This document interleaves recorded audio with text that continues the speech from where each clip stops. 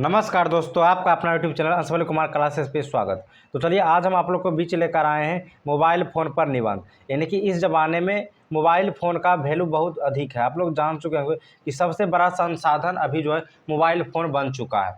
तो आज हम मोबाइल फ़ोन के पर निबंध लिखने के लिए बताएंगे आपको, और इस प्रकार का प्रश्न जो है बोर्ड में आपको पूछ सकता है। इसलिए वीडियो को लास्ट तक जरूर देखिएगा, और वीडियो आप लोग अच्छा लगा तो लाइक जरूर करिएगा, चैनल को सब्सक्राइब करिएगा। और हम उन सभी चीज़ों के बारे में इसमें डिस्कस करेंगे जो कि बोर्ड में पूछा जाता है, किस प्रकार से आपको बोर्ड में पूछेगा, उन सभी चीज़ों के बारे में हम इस वीडियो में बताएंगे। तो वीडियो पर लास्ट तक बने रहिएगा। चलिए हम वीडियो को शुरू करते हैं।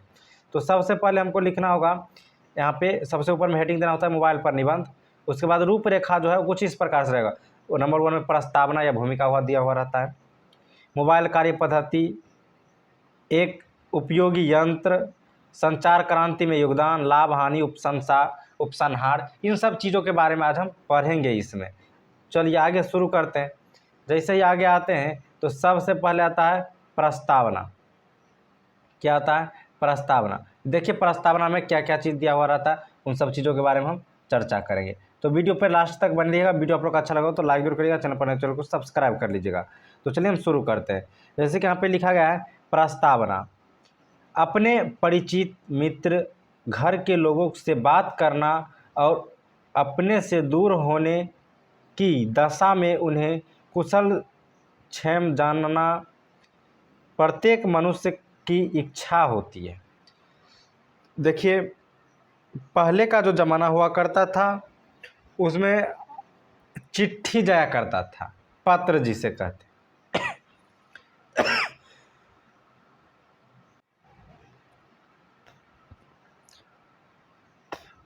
पत्र के माध्यम से ही लोग अपना जो है मित्र से, परिजनों से बात किया करते थे और कुशल क्षेम पूछा करते थे।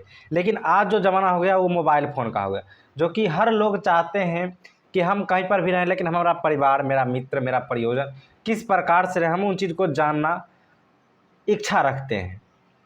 पहले यह कार्य संदेशवाहकों या दूतों या पत्रों आदि के माध्यम से होता था। पहले के ज़माना में जो ये कार्य था, ये संदेशवाहकों, संदेशवाहकों का मतलब होता है ये कोई आदमी होता था जो संदेश एक जगह से दूसरी जगह पहुंचाता था।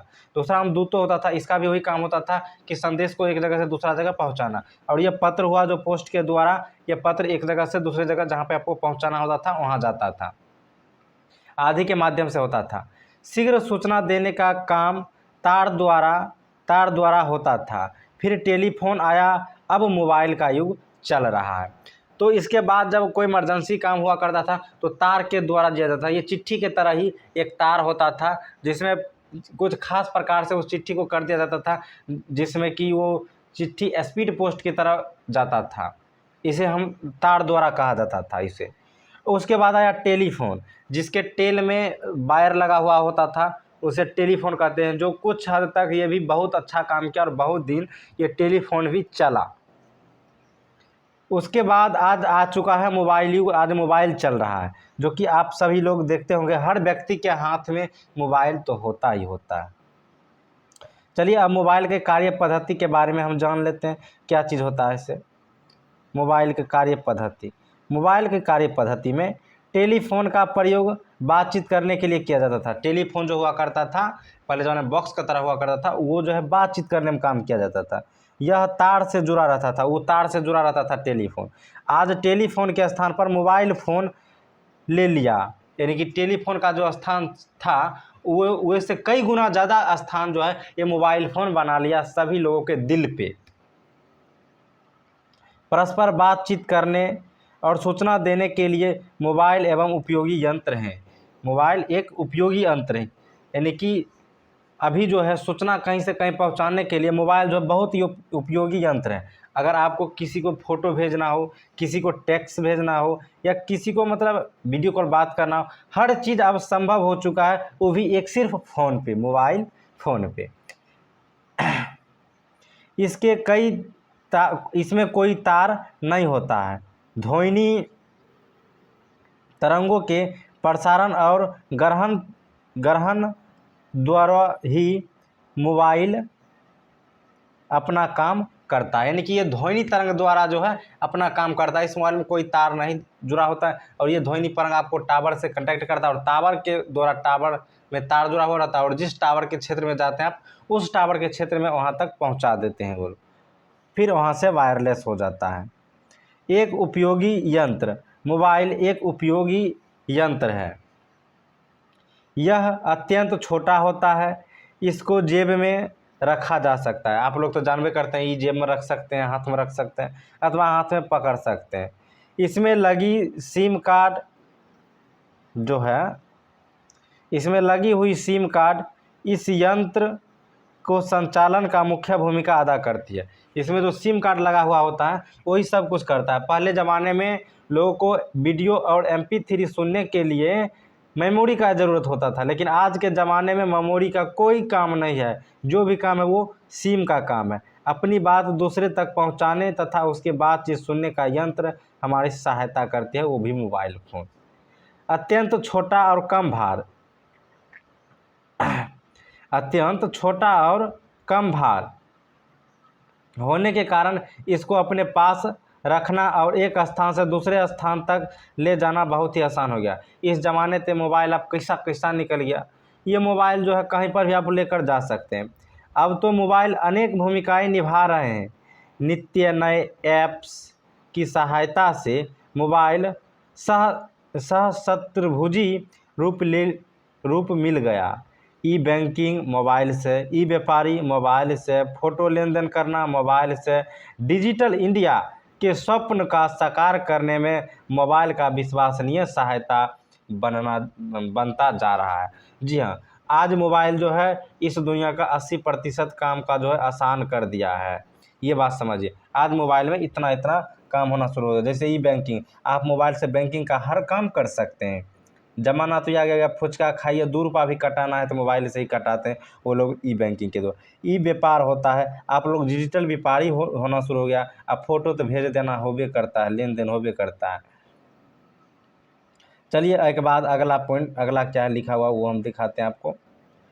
संचार क्रांति का योगदान। अब हम अगला क्या है, संचार क्रांति का योगदान। यह संचार क्रांति का युग है। इस क्रांति में मोबाइल का महत्वपूर्ण योगदान, इस क्रांति में मोबाइल का महत्वपूर्ण योगदान है। आज हम किसी दूरस्थ व्यक्ति से बहुत कम समय में संपर्क कर लेते हैं। कुछ समय पूर्व तक मोबाइल का उपयोग करने वाले की संख्या बहुत कम था, यानी कि आज से बहुत दिन पहले मोबाइल यूज करने वाले व्यक्ति का संख्या ही बहुत कम था। बहुत कम लोग ही मोबाइल यूज करते हैं, लेकिन आज का वही ज़माना है जो हर घर में जितना व्यक्ति हैं उनसे 2 मोबाइल ज़्यादा उपलब्ध रहता है।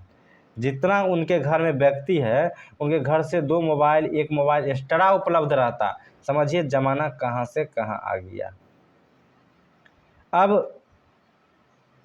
अब एक बड़ी संख्या में लोग उसका उपयोग करते हैं।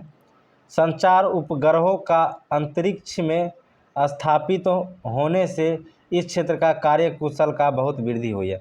यानी कि संचार उपग्रह, जिसको हम लोग जो है ये जो जिस तरह से टावर पकड़ाता है वो ये संचार उपग्रह का काम ही होता है कि हम लोगों को टावर पकड़ाना। ठीक है, ये जो है अंतरिक्ष में फैला दिया गया है और अंतरिक्ष से फैला हुआ रहता है और हम लोगों तक पहुंचाता है। ये कार्य कुशलता बहुत वृद्धि हुई है। संचार के क्षेत्र में कार्यरत कंपनियों की सेवाएं भी सुधरी है। मोबाइल हमारी एक ज़रूरत बन गया और मोबाइल अभी जो है हमारी सबसे बड़ी ज़रूरत बन चुकी है। चलिए अगला पॉइंट पर चलते हैं। इसके लाभ और हानि, मोबाइल के कितना लाभ और कितना हानि है उन चीज़ों के बारे में चलिए देखते हैं। प्रत्येक वस्तु से कुछ ना कुछ लाभ और कुछ ना कुछ हानि तो होबे करता है। एक दूसरे को परस्पर जोड़ना मोबाइल पर सबसे बड़ा लाभ है, यानी कि सबसे बड़का लाभ है एक दूसरा से मोबाइल पर ऑडियो कॉल वीडियो कॉल में जोड़ना, अब फोटो भेजना और मैसेज करना। मोबाइल का अधिक समय तक प्रयोग करने से हमारा स्वास्थ्य तथा समय नष्ट करता है। हाँ, अगर आप मोबाइल ज़्यादा समय तक देखिएगा, पबजी खेलिएगा, गेम खेलिएगा तो आँख को आपको ख़राब करेगा, यानी कि आपका स्वास्थ्य खराब करेगा और बैठल बैठल समय आपका बिता देगा। मोबाइल गेम एवं चैटिंग का समय तथा धन दोनों का नष्ट होता है। मोबाइल गेम में जो है समय और धन दोनों का गेम मतलब जो है से नष्ट होता है। गेम खेलिएगा पैसा लगा के, जब पैसा जीतेंगे, जुआ खेलिएगा गेम पर, नशा लग गया तो हारबो करिएगा, तैयो खेलना ही पड़ेगा, खेलबे करिएगा। चैटिंग करना जानबे करते हैं, इस ज़माने में लोग चैटिंग करते हैं खूब। हाँ, नाम ले लीजिए चैटिंग का, उतना चैटिंग करते हैं, समय और धन को खूब लोग उड़ाते हैं चैटिंग से ही। चैटिंग पर कह देता है इतना भेजने के लिए, तुरंत ई बैंकिंग हो जाता है। मोबाइल अनेक प्रकार के अपराधों का जनक और सहायक भी बन गया, और मोबाइल जो इस ज़माने में बहुत तरह अपराध भी फैला रहा है। जो काम होने में टाइम लगता था वो काम जल्द हो रहा है, और उस अपराधी को पकड़ने में भी काम आता है, दोनों काम करता है। यही इनका लाभ हानि था। अब चलिए इसका उपसंहार में देख लेते हैं क्या है। उपसंहार: मोबाइल का प्रयोग सोच समझकर किया जाना चाहिए। इस यंत्र का उपयोगिता आसान से बातचीत करने में ही करें। मोबाइल पर संगीत सुनना, फिल्म देखना, चैटिंग करना आदि किसी भी प्रशंसनीय नहीं है। यह इसे बचा जाए तो मोबाइल एक उपयोगी उपकरण है। और ये सब चीज़ देखते हैं लोग, मोबाइल में गाना सुनते हैं, फिल्म देखते हैं, ये सब चीज़ का एक नशा हो जाता है, जिससे आपका जो है टाइम समाप्त होता है। ये जो टाइम है, टाइम बर्बाद होता है। इसलिए इन चीज़ों के व्हाट्सअप, फेसबुक, यूट्यूब, इस सब चीज़ों से बचिए। काम है तभी देखिए। जैसे यूट्यूब पर लोग आते हैं, यूट्यूब पर कुछ ना कुछ सीखने के लिए। कुछ लोग आते हैं यूट्यूब पर सिनेमा देखने के लिए, कुछ लोग आते हैं यूट्यूब से कुछ नॉलेज गेन करने के लिए, कुछ लोग यूट्यूब पर आते हैं पढ़ने के लिए। तो आप अच्छा काम क्या है, आपका ज़रूरत का काम क्या है, वो चीज़ के लिए आप कहीं पर भी जाइए। तो वीडियो आप लोग का अच्छा लगा होगा तो लाइक ज़रूर करेगा, चैनल पर नए चैनल को सब्सक्राइब कर लीजिएगा। फिर मिलेंगे अगले वीडियो में, तब तक के लिए धन्यवाद।